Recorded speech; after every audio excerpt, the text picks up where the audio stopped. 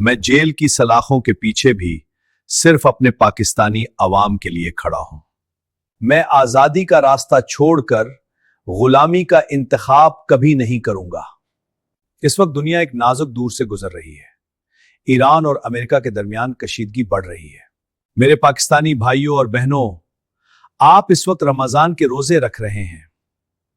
अपनी दुआओं में याद रखें कि अल्लाह हमेशा मुसलमानों को फतह अता फरमाए।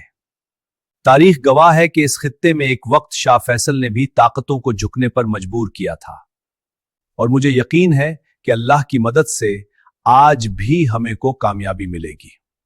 आखिर में मैं शहबाज शरीफ और आसिफ जरदारी से कहना चाहता हूं कि अवाम पहले ही महंगाई की चक्की में फंस रहे हैं। रमजान के इस बाबरकत महीने में अवाम को ज्यादा से ज्यादा रिलीफ दिया जाए।